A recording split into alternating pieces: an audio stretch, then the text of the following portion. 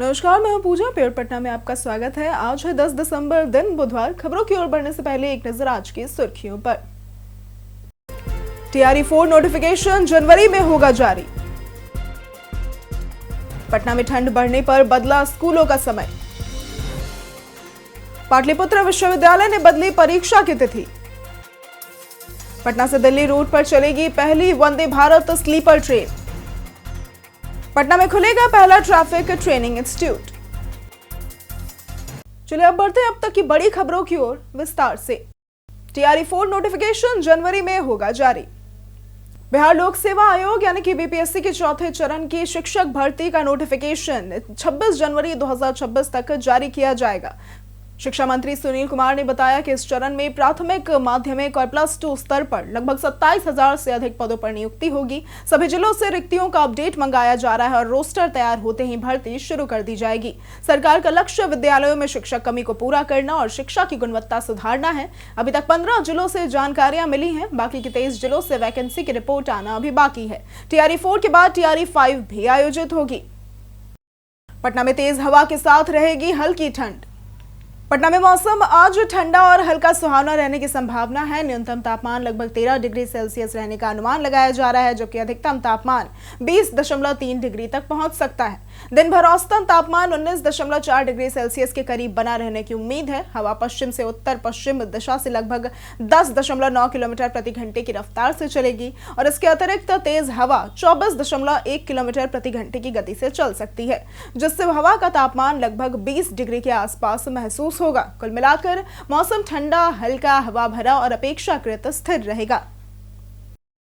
13 जिलों में हुई नई डीएम की तैनाती।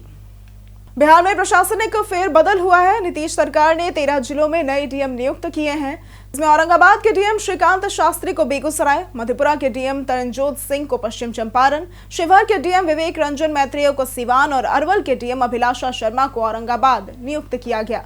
इसके अलावा विभिन्न विभागों के निदेशक और सचिवों को नए जिले और विभागीय जिम्मेदारियां सौंपी गई हैं। 4 आईएएस अधिकारियों को नई जिम्मेदारी दी गई है, जिसमें सचिव पदों का स्थानांतरण और अतिरिक्त प्रभार शामिल है।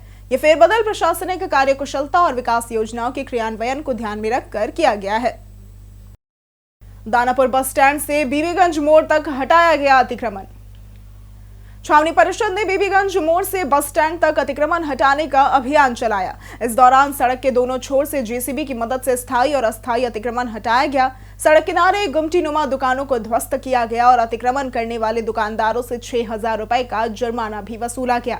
वहीं अवैध पार्किंग करने वाले वाहन चालकों से यातायात पुलिस ने 32,500 रुपए का जुर्माना लगाया। अभियान में सीओ चंदन कुमार, नगर प्रबंधक अमरेंद्र कुमार, छावनी परिषद के फिरोज और अन्य कर्मचारी भी मौजूद थे। यह कार्रवाई शहर में साफ सफाई और यातायात सुगमता सुनिश्चित करने के लिए की गई। पटना में ठंड बढ़ने पर बदला स्कूलों का समय। राजधानी पटना में बढ़ती ठंड और शीतलहर को देखते हुए सभी सरकारी और प्राइवेट स्कूलों की समय सारणी बदल दी गई है। जिला शिक्षा पदाधिकारी के आदेश के अनुसार पहली कक्षा अब सुबह 8 बजे से पहले शुरू नहीं होगी। यह आदेश बच्चों के स्वास्थ्य की सुरक्षा के लिए लागू किया गया है और मंगलवार से इसे सभी स्कूलों में लागू कर दिया गया। पटना प्रदेश में 15 से 20 किलोमीटर प्रति घंटे की रफ्तार से पछुआ हवा चल रही है, जिससे सुबह और शाम अधिक ठंड लग रही है। अगले 2 से 3 दिन सुबह कोहरा छाएगा, जबकि तापमान में बड़े बदलाव की संभावना नहीं है। ताजपुर बख्तियारपुर पुल निर्माण में तेजी का मिला निर्देश। मुख्य सचिव प्रत्यय अमृत ने ताजपुर बख्तियारपुर गंगा पुल निर्माण में धीमी प्रगति पर नाराजगी जताते हुए अधिकारियों को तुरंत काम तेज करने का निर्देश दिया। उन्होंने कहा कि किसी भी हाल में सुस्ती बर्दाश्त नहीं होगी। परियोजना की गति बढ़ाने, संसाधनों की उपलब्धता और विभागीय समन्वय पर विस्तृत समीक्षा की गई। ऐसा तय हुआ कि हर सोमवार प्रगति की समीक्षा होगी। मुख्य सचिव ने बताया कि मुख्यमंत्री नीतीश कुमार के लक्ष्य राज्य के किसी भी हिस्से से पटना 5 घंटे में पहुंचने को पूरा करने के लिए महत्वपूर्ण पुलों का निर्माण प्राथमिकता है। बैठक में संबंधित विभागों के वरिष्ठ अधिकारी भी उपस्थित रहे। बिहार में हुई 8 नए एएसपी की तैनाती। बिहार सरकार ने 8 ट्रेनी आईपीएस अधिकारी को विभिन्न जिलों में सहायक पुलिस अधीक्षक यानी कि एसपी के रूप में तैनात किया है। इनमें सुषमा सागर पटना में, अनिकेत कुमार द्विवेदी समस्तीपुर में, दीप्ति मोनाली गयाजी में, हेमंत सिंह पूर्वी चंपारण में, कार्तिकेयन पश्चिम चंपारण में, केतन अशोक इंगोले दरभंगा में, प्रसन्ना कुमार एमवी मुजफ्फरपुर में और सईम रजा भागलपुर में शामिल है। सभी अधिकारियों ने 29 सप्ताह का जिला प्रशिक्षण पूरा कर लिया है और इसके साथ ही राज्य सरकार ने 13 जिलों में नए जिला अधिकारियों की नियुक्ति की है, जिनमें बेगूसराय, बेतिया, सिवान, औरंगाबाद, कटिहार, शिवहर, सारण, अररिया, मधेपुरा, शेखपुरा, अरवल, बक्सर और कैमूर शामिल है। पाटलिपुत्र विश्वविद्यालय ने बदली परीक्षा की तिथि। पाटलिपुत्र विश्वविद्यालय ने सत्र 2025-29 के पहले सेमेस्टर की परीक्षा तिथियों में बदलाव किया है। अब स्नातक प्रथम सेमेस्टर की परीक्षा 12 से 18 दिसंबर की बजाय 15 से 20 दिसंबर तक 2 पालियों में आयोजित होगी। परीक्षा नियंत्रक मनोज कुमार ने बताया कि यह बदलाव छात्रों के हित में किया गया है। कुलपति प्रोफेसर उपेंद्र प्रसाद सिंह के निर्देश पर परीक्षाओं को समय पर पूरा कराने की तैयारियां की जा रही हैं ताकि सभी परीक्षाएं निर्धारित समय सीमा में संपन्न हो सके।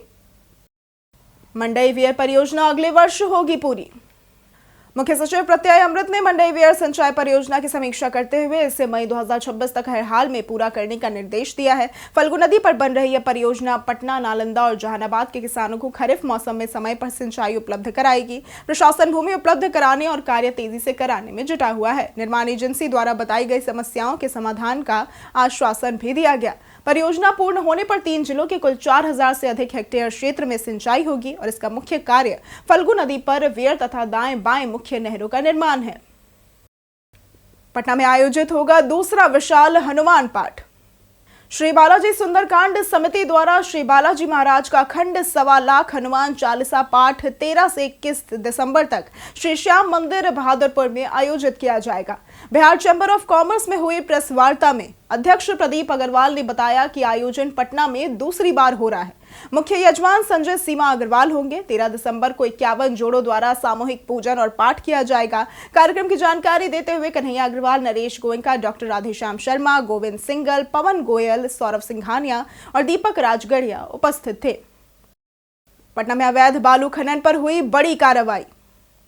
पटना के जिलाधिकारी के निर्देश पर दीघा थाना क्षेत्र में बीते दिन अवैध बालू खनन व परिवहन के खिलाफ बड़ी कार्रवाई की गई। एसडीओ, एसडीपीओ, खनन विभाग और पुलिस की संयुक्त टीम ने पाटलिपुत्र रेल परिसर के पास अवैध बालू मंडी का भांडाफोड़ किया, जहां बिना दस्तावेज 28 ट्रैक्टर मिले और जब्त भी किए गए। वाहन मालिकों पर बिहार खनिज नियमावली 2019 संशोधित 2024 के तहत 32 लाख रुपए का जुर्माना लगाया गया। प्रशासन ने कहा कि अवैध खनन में संलिप्त लोगों पर सीसीए 2023 के तहत सख्त कार्रवाई होगी और ड्रोन व आधुनिक तकनीकों से निगरानी बढ़ाई जाएगी। पटना से दिल्ली रूट पर चलेगी पहली वंदे भारत स्लीपर ट्रेन। पटना से दिल्ली रूट पर भारत की पहली वंदे भारत स्लीपर ट्रेन दिसंबर से शुरू होने वाली है। 160 किलोमीटर प्रति घंटे की स्थिर, झटके रहित रफ्तार और हाईटेक सस्पेंशन इसे रात भर की यात्रा के लिए बेहद आरामदायक बनाते हैं। 16 कोच की इस ट्रेन में कुल 827 सीटें होंगी, जिनमें AC1, AC2 और AC3 शामिल है। इंटीरियर फ्लाइट स्तर का है। Wifi, infotainment, touch free toilet, reading lamp, modular pantry और सुरक्षा के लिए कवच तकनीक। ये सप्ताह में 6 दिन चलेगी और राजधानी जैसी सुविधा कम समय में देगी, जिससे प्रीमियम ट्रेनों को कड़ी चुनौती मिलेगी। पटना में बनेगा बिहार का पहला high standard Mondo track. Bihar में खेल संरचना को मजबूत करने के लिए बड़ा कदम उठाते हुए पटना के पाटलिपुत्रा स्पोर्ट्स कॉम्प्लेक्स में 20 करोड़ की लागत से आधुनिक मोंडो ट्रैक बनाया जा रहा है। ये दिल्ली और पटियाला के बाद देश का तीसरा तथा पूर्वी भारत का पहला हाई स्टैंडर्ड ट्रैक होगा, जिससे कई राज्यों के एथलीटों को विश्व स्तरीय अभ्यास मिलेगा। मोंडो ट्रैक से राष्ट्रीय स्तर के आयोजन का रास्ता खुलेगा और खिलाड़ियों के प्रदर्शन में सुधार भी होगा। सरकार हर जिले में जिला कोच ऑफिसर और विशेषज्ञ कोचों की नियुक्ति कर रही है, जिससे 2 वर्षों में बिहार का पूरा स्पोर्ट्स इकोसिस्टम बदलने का लक्ष्य है। बिहार बोर्ड करेगा प्रमाण पत्रों का ऑनलाइन सत्यापन। बिहार विद्यालय परीक्षा समिति 2026 से प्रमाण पत्र सत्यापन की प्रक्रिया को पूरी तरह से ऑनलाइन करने जा रही है। इसके तहत नियोक्ता और शैक्षणिक संस्थान अब बोर्ड से सत्यापन के लिए सीधे ऑनलाइन पोर्टल के माध्यम से अनुरोध कर सकेंगे, जिससे पुराने समय लेने वाले डाक आधारित प्रक्रिया की आवश्यकता खत्म होगी। बोर्ड अध्यक्ष आनंद किशोर के अनुसार नई प्रणाली से कागजी कार्रवाई कम होगी और सत्यापन तेजी से पूरा होगा। इस डिजिटल पहल का उद्देश्य पारदर्शिता बढ़ाना, सेवा की गति सुधारना और दस्तावेजों की सुरक्षा व प्रामाणिकता सुनिश्चित करना है।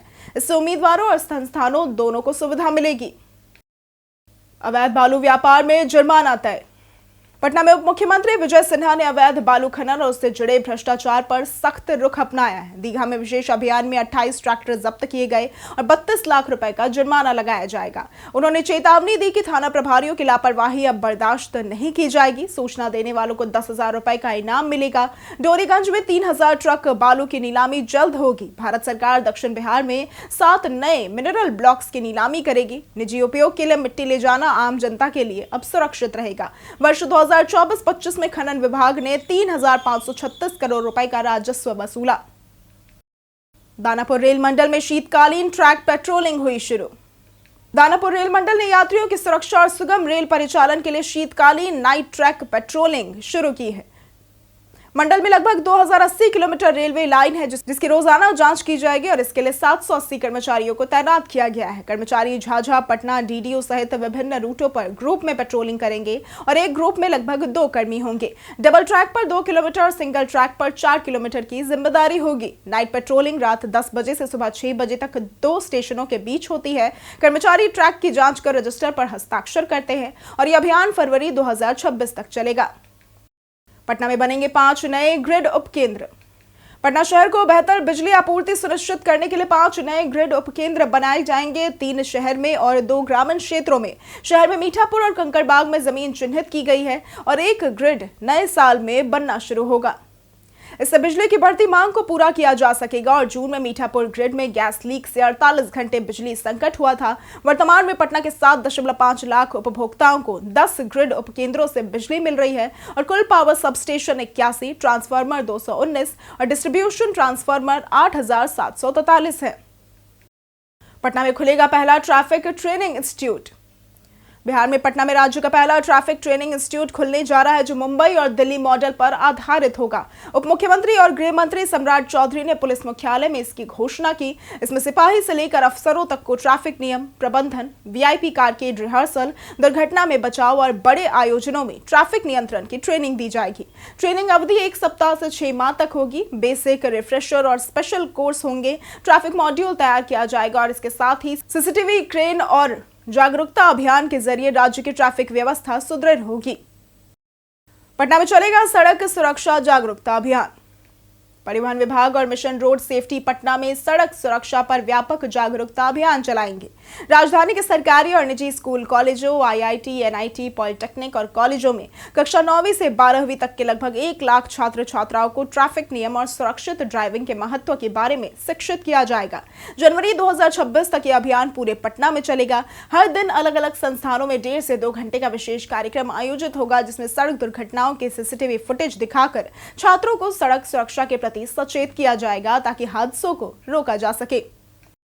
सोशल मीडिया पर कभी साझा न करें आधार की जानकारी। आज के समय में अधिकतर लोग सोशल मीडिया पर सक्रिय हैं और अपनी जिंदगी की कई जानकारियां इंस्टाग्राम, फेसबुक और ट्विटर पर साझा करते हैं। यूआईडीएआई ने ट्वीट के माध्यम से ये सलाह दी कि सोशल मीडिया पर अपने आधार कार्ड की जानकारी साझा न करें। आधार कार्ड भारत में सरकारी सुविधाएं पाने का एक महत्वपूर्ण माध्यम है और ये बैंक खाता खोलने, मोबाइल सिम खरीदने जैसी सेवाओं में सहूलियत देता है। लेकिन अगर इसे सोशल मीडिया पर साझा किया गया तो इससे धोखाधड़ी और पहचान चोरी जैसी समस्याएं उत्पन्न हो सकती हैं। इससे आधार की गोपनीयता को बनाए रखना आवश्यक है। कई कारणों से दर्ज है भारत के इतिहास में आज की तारीख। 1908 में हसमुख धीरज लाल सांकलिया का जन्म हुआ था। ये भारतीय पुरातत्वविद थे। 1888 में प्रफुल्ल चंद चाकी का जन्म हुआ था। ये स्वतंत्रता सेनानी थे। 1878 में चक्रवर्ती राजगोपालचारी का जन्म हुआ था। ये वकील, लेखक, राजनीतिज्ञ और दार्शनिक थे। 1878 में मोहम्मद अली का जन्म हुआ था।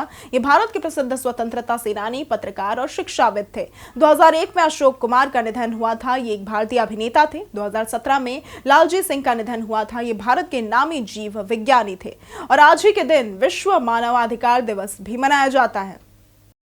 बीते दिन हमारे द्वारा पूछे गए सवाल का जवाब आप लोगों में से बहुत लोगों ने हमारे कमेंट सेक्शन में लिख कर दिया है। जिन्होंने हमारे द्वारा पूछे गए सवाल का जवाब दिया है उनके नाम है मनोज दास, संजीव कुमार, अनूप कुमार, राकेश मिश्रा, अमरजीत कुमार और अबोध कुमार। इसी के साथ बढ़ते हैं आज के सवाल की ओर। आज का सवाल है, आप कौन सी कंपनी का सिम इस्तेमाल करते हैं? आप अपना जवाब हमें हमारे कमेंट सेक्शन में लिखकर जरूर बताएं। आज के लिए सिर्फ इतना ही। बिहार की तमाम खबरों के साथ बने रहने के लिए देखते रहें प्योर पटना और साथ ही अगर आप YouTube चैनल पर देख रहे हैं तो चैनल को सब्सक्राइब करें और अगर आप Facebook पेज पर देख रहे हैं तो लाइक और फॉलो जरूर करें।